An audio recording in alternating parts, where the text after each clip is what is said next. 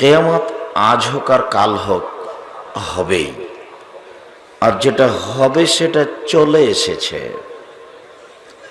আল্লাহ তাআলা বলেন, ফাইদা জাআতিস সাখা, যখন কান ফাটানো বিকট শব্দ চলে আসবে। কিয়ামত একদিন হবেই, কিয়ামতের পূর্ব লক্ষণ। আল্লাহ তাআলা বলেন, ফাইদা জাআতিত তাম্মাতুল কুবরা, যখন ভয়াবহ দুর্ঘটনাপূর্ণ বিপদজনক বড় দিনটি চলে আসবেই। আল কারিয়া মহা দুর্ঘটনা, মাল কারিয়া মহা দুর্ঘটনা কি? অমাদরা কামাল কারিয়া, মোহাম্মদ আপনি কি বলতে পারেন মহা দুর্ঘটনা কি? আমি বলি, ইয়াউমা ইয়াকুনু নাসু কাল ফারাসিল মাবশুশ, যেদিন মানুষ হবে কীট পতঙ্গের নেই। ল্যাম্প বাতির উপরে যেমন কীট পতঙ্গ আসছে জ্বলে যাচ্ছে, ও জানে না যে এটা আগুন। ঠিক এমন একদিন আসবে যেদিন কিয়ামত, সেদিন মানুষ বুদ্ধিহারা হয়ে যাবে, কীট পতঙ্গের নেই, তার নাম দুর্ঘটনা। আল কারিয়া মহা দুর্ঘটনা, মাল কারিয়া মহা দুর্ঘটনা কি? অমাদরাকা মাল কারিয়া, মোহাম্মদ আপনি বলতে পারেন কি মহা দুর্ঘটনা কি? আমি বলি, মহা দুর্ঘটনা হচ্ছে এমন একদিন যেদিন মানুষ হয়ে যাবে কীট পতঙ্গের নেই, অর্থাৎ কুল জিবালু কাল এনিল মানফুস, আর পাহাড়গুলি হয়ে যাবে ধ্বনিত তুলার নেই। আল্লাহ তাআলা বলেন, আল হাক্কা মহা দুর্ঘটনা, মাল হাক্কা মহাপ্রলয়, ওমাদরাকা মাল হাক্কা, মোহাম্মদ আপনি কি বলতে পারেন মহা দুর্ঘটনা কি? কাযাবাত সামুদ ওয়া আদুম বিল কারিয়া, আদ এবং সামুদ সম্প্রদায় মহা দুর্ঘটনাকে অস্বীকার করেছে। কাল্লা ইযা দুক্কাতিল আরযু দাক্কান দাক্কা, কখনো নহে, মানুষ ভুল বুঝেছে। সারা পৃথিবীকে যেদিন চূর্ণ বিচূর্ণ করে দেওয়া হবে, খান খান করে দেওয়া হবে, ছিন্ন ভিন্ন করে দেওয়া হবে, তার নাম কিয়ামত। মহান আল্লাহ বলেন, ও হুমিলাতিল আরদু ওয়াল জিবালু ফাদুক্কাতা দাক্কাতান ওয়াহিদা, সারা পৃথিবী পাহাড় সমূহকে একবারে উপরে উঠিয়ে আছাড় দিয়ে ফেলে ছিন্ন ভিন্ন করে দেওয়া হবে, তার নাম কিয়ামত। কিয়ামত একদিন হবেই, কিয়ামতের পূর্ব লক্ষণ। আবু মুসা, কাইফা বিকুমা বিজামানিন, তোমাদের কি হবে, যুগের কি হবে? আবু মুসা, তোমাদের কি হবে, যুগের কি হবে? আবু মুসা, তোমাদের কি হবে, যুগের কি হবে? ইগর বলো নাশক গারবালাতান, যেদিন মানুষের প্রতি জুলুম নির্যাতন অত্যাচার করা হবে, সেদিন তোমাদের কি হবে, যুগের কি হবে? যেদিন মানুষের জমি জায়গা জাল করে নেওয়া হবে, সেদিন তোমাদের কি হবে, যুগের কি হবে? আবু মুসা, ইগর বলো নাশক গারবালাতান, যেদিন মানুষ মানুষের প্রতি নির্যাতন করবে, সেদিন তোমাদের কি হবে, যুগের কি হবে? ও মারে জাতিল ওহুদ, মানুষের অদা অঙ্গীকার মিটে যাবে। অল আমানত, মানুষের কাছে আমানত বলে কোনো জিনিস থাকবে না। চেয়ারম্যান, মেম্বার, এমপি, মন্ত্রী, হেড মৌলানা, headmaster, principal, vice chancellor, jail super, মসজিদের সভাপতি, মাদ্রাসার সভাপতি, যারা যেখানে দায়িত্ব পালন করবে, তাদের হাতে টাকা পয়সা আসলে তারা লুটে খাবে। সেদিন তোমাদের কি হবে, যুগের কি হবে? সেদিন তোমাদের কি হবে, যুগের কি হবে?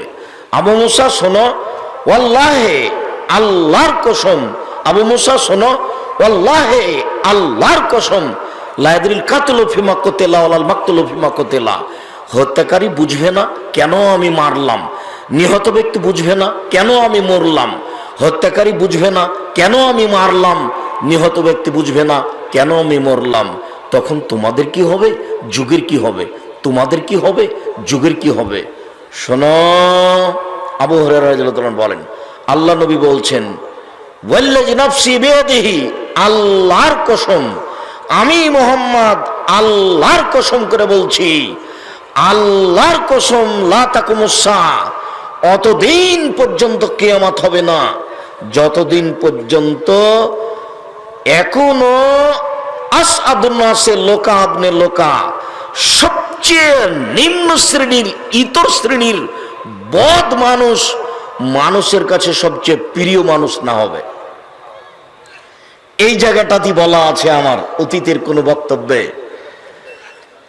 যেদিন মানুষের কাছে সবচেয়ে প্রিয় মানুষ হবে, যেদিন মানুষের নেতা হবে সবচেয়ে নিম্ন শ্রেণীর, ইতর শ্রেণীর মানুষ, সেইটা হলো রংপুর, দিনাজপুর, লালমনিরহাট, নীলফামারী, কুড়িগ্রাম, পঞ্চগড়, ঠাকুরগাঁ, জয়পুরহাট, গাইবান্ধা, বগুড়া, এইসব ডিস্ট্রিক্টের ভাষায় বেন্নার বাচ্চা বেন্না যেদিন মানুষের কাছে সবচেয়ে প্রিয় হবে, সেদিন কিয়ামত হবে। সেদিন তোমাদের কি হবে, যুগের কি হবে। চাঁপাইনবাবগঞ্জ, রাজশাহী, নাটোরের ভাষায় যেদিন ছোট লোকের বাচ্চা ছোট লোক হবে সবচেয়ে মানুষের কাছে প্রিয়। সাধারণত ঢাকা, মুন্সিগঞ্জ, মানিকগঞ্জ, গাজীপুর, নরসিংদী, এইসব ডিস্ট্রিক্টের ভাষায় যেই দিন একেবারেই অধমের সন্তান, অধম ইতর শ্রেণীর মানুষ মানুষের কাছে সবচেয়ে প্রিয় মানুষ হবে, সেদিন কিয়ামত হবে। আবু মুসা, তোমাদের কি হবে, যুগের কি হবে। আবু মুসা, তোমাদের কি হবে, যুগের কি হবে। শুনে রেখো, আল্লাহর কসম, অতদিন পর্যন্ত কিয়ামত হবে না। শুনে রেখো, অতদিন পর্যন্ত কিয়ামত হবে না। হাত্তা ইয়ামুররার রাজুল আলাল কবরে, মানুষ কবরের উপর দিয়ে হাঁটবে। ওয়ায়াতামাররাগু আলাইহি, কবরের উপরে পড়ে গিয়ে গড়াগড়ি করবে। ওয়াকুল, আর বলবে, এলাইতানি, ওরে আমার আফসোস, ওরে আমার দুঃখ, ওরে আমার আফসোস, ওরে আমার দুঃখ, ওরে আমার আফসোস, ওরে আমার দুঃখ। লাউ কুনতু সাহিবা হাদাল কবরে, আমি যদি এই কবরের ব্যক্তি হতাম, আমি যদি এই কবরের ব্যক্তি হতাম তাহলে কত ভালো হতো। লা ইয়াকুলু হাদা ইল্লা ফিল বালা, পৃথিবীর সমস্যা এত বেশি হবে, সমাজের সমস্যা এত বেশি হবে, জুলুম নির্যাতন এত বেশি হবে যে জুলুম নির্যাতনের কারণে, অত্যাচারের কারণে, সমস্যার কারণে মানুষ কবরের উপরে পড়ে গড়াগড়ি পারবে আর বলবে বেঁচে থাকার চেয়ে মরে যাওয়াই ভালো। এই কবরবাসী হলে আমি কত ভালো হতাম, আমি কেন বিপদে।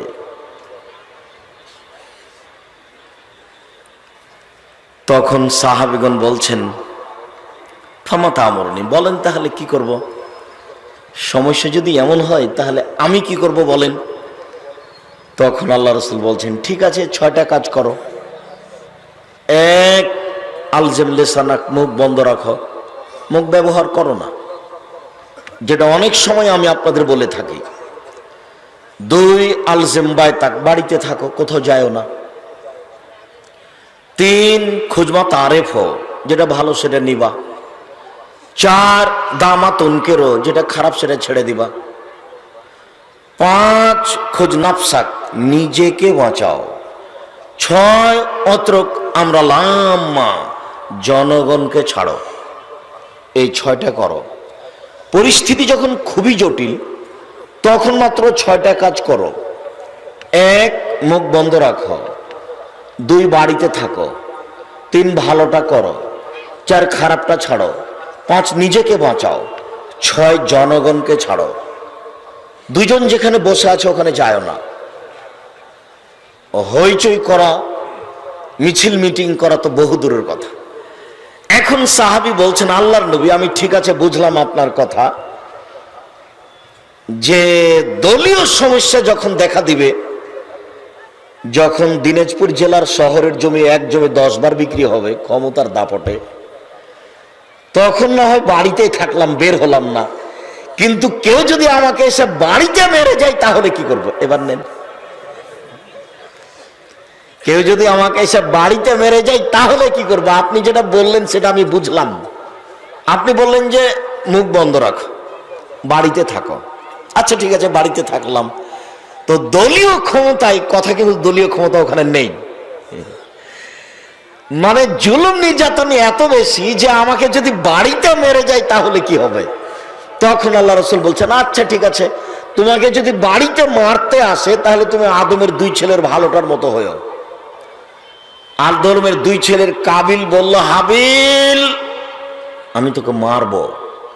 তখন হাবিল বলছে, তুমি আমাকে মারো মারো, আমি তোমাকে মারবো না। বুঝা গেল না মনে হয়? তাহলে আবার বলি, ভালোভাবে বুঝিনি যখন, মানে সমস্যা খুব জটিল। যেখানে সেখানে মারামারি হয়েছে, মসজিদে মারামারি, মসজিদের মেম্বার, চেয়ারম্যান, মসজিদের সভাপতি নিয়ে মারামারি লেগে গেছে। কে সভাপতি হবে? মসজিদ, মাদ্রাসা। দিনাজপুর আহলে হাদিস জামে মসজিদ দীর্ঘদিন থেকে দখলে আছে, আজকে এখন আর একজনের দখলে দেখাচ্ছে। সব জায়গায় যখন মারামারি হবে তখন তোমার কি হবে, যুগের কি হবে? তো বলেন আমি কি করব? তো তাহলে তুমি 6টা কাজ করো। মুখ বন্ধ রাখো, বাড়িতে থাকো, ভালোটা নেও, খারাপটা ছাড়ো, একাই থাকো, জনগণ ছাড়ো। আচ্ছা ঠিক আছে, ওই সময়ে কেউ যদি আমাকে বাড়িতে এসে মেরে যায় তাহলে কি করব? আমি তো বললেন যে জনগণ ছাড়ো, আপনি তো বললেন ঠিক আছে জনগণ ছাড়লাম, বাড়িতে থাকছি, তো বাড়িতে যে কেউ যদি মেরে যায় তাহলে কি করব? তখন আল্লাহ রাসূল বলছেন, তখন তুমি আদমের 2 ছেলের ভালোটার মতো হবা। আদমের 2 ছেলের কাবিল বলল, হ্যাঁ হাবিল তোকে মারবো। তখন হাবিল বলছে, তুমি আমাকে মারো মারো, আমি মারবো না। তো যদি বাড়িতে এসে মেরে যাইতে তাহলে তুমি বলিও ঠিক আছে মারো, তবে আমি তোমাকে মারবো না। এটা খুব কঠিন জিনিস। পরিস্থিতি এত জটিল হবে, সেই সময় মুখ বন্ধ রাখতে হবে, এই কথাই ঠিক। দিনাজপুর জেলে 20 বছর থেকে কত মানুষ জেলে আছে নিজেই জানে না আমি কেন জেলে। তার নাম জুলুম, তার নাম নির্যাতন, তার নাম অত্যাচার, তার নাম দলীয় ক্ষমতা। সব সময় আমি একটা কথা বলতে থাকি আপনাদের, যে নত হন, জান্নাত হবে। আল্লাহ রাসূল বলছেন 6টা করো, আমি জান্নাতে নিয়ে যাব। 1, কথা বললে সত্য কথা বলো। 2, ওয়াদা করলে পূর্ণ করো। 3, আমানত যদি থাকে মসজিদ মাদ্রাসার টাকা সময়ে দিয়ে দাও। 4, জেনা করো না। 5, ক্ষমতা দেখায়ও না, নত হও। 5, দলীয় ক্ষমতা দেখায়ও না, নত হও। কিভাবে জান্নাতে নিয়ে যেতে হবে সেটা আমার ব্যাপার, নিয়ে যাব আমি। 6, বেগানা অপর নারীকে দেখে চক্ষু নিচু করো। বেগানা নারীকে দেখে চক্ষু নিচু করো, জান্নাত আমি নিয়ে যাব। এইখানে একটা কথা আমি সব সময় বলে থাকি আপনাদেরকে, আজকে এখনো বলছি। যদিও আপনাদের বাড়ির ঘরের আপনাদের সন্তান, আপনাদের প্রাণের সন্তান আব্দুল্লাহ যা বলে গেল, তাতে আর আমাদের কোনো কথা আপাতত এই বৈঠকে চলে না। তারপরেও আমি এসেছি, না বললে আপনারা কিছু কষ্ট পাবেন, আর কেউ বলবেন যে কেন খামাখা বলছে। কথাও ঠিক, কিন্তু আমি এখন চলে যেতেও পারি না, আবার কথা কিছু রাখতেও পারি না। তো দুটার মধ্যে থেকে আপনাকে একটা জরুরি কথা শোনাচ্ছি, দেখেন।